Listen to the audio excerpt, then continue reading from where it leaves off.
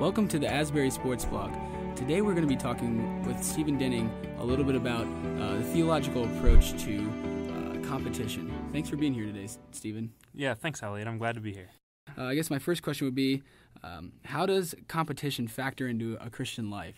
Yeah, the first thing I would say is it gives us an excellent opportunity to rise up to a very high standard of how to treat our teammates and how to treat our opponents.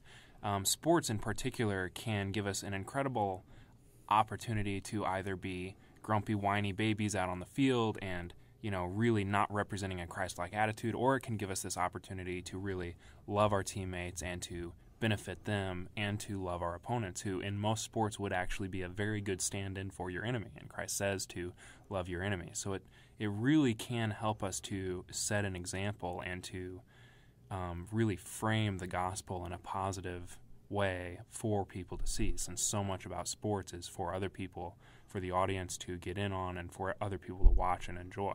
And it can really give us a chance to stand out and make our gospel known through our actions while glorifying others. Great. Yeah, that's a great example. My next question would be, can you draw any line between how pride could have possibly affect the game and how kind of like the biblical perspective, I guess, on that? Yeah, sure. Anytime you're good at something, there's the potential for pride. And it's not that we should run away from our talents. God's clearly gifted some people with incredible bodies that can just perform these incredible physical feats. And we can use that to glorify God. Where this becomes a problem is when they feel like they are defined by their feats and that's what gives them power. It's God that gives us power. And really, religion at its best should be about God giving us the power to serve others.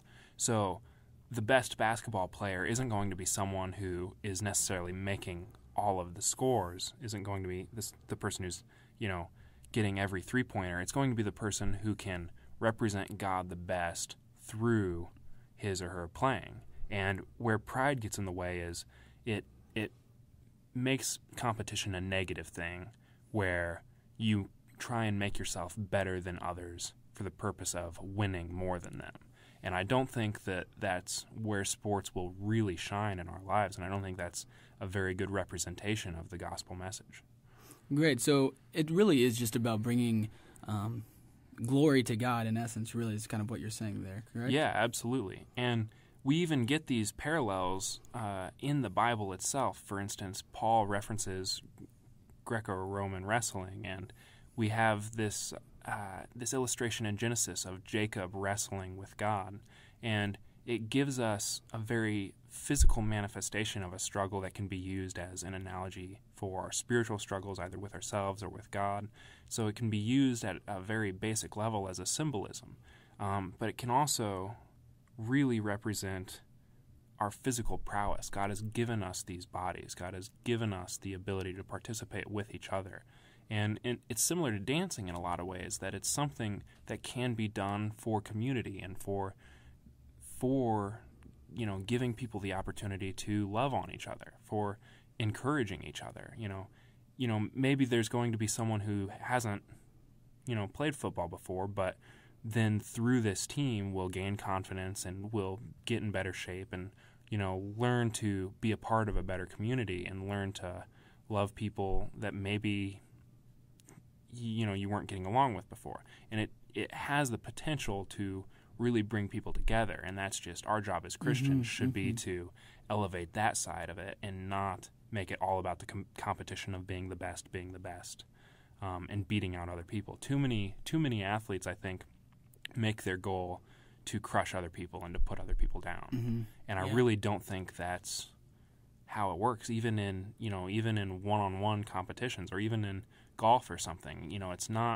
It should never be about bringing the other person down. It should be about, giving people the option and the encouragement to succeed. And then hopefully they're giving that to you.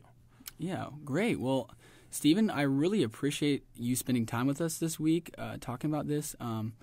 So thank you. Yeah, thanks. I'm glad to be here. Yeah. All right. Well, this has been the Asbury Sports Blog podcast of the week, I guess. This might be more of a regular thing, but thanks for joining us, and I hope everybody's having a great week. All right. We'll catch you next time.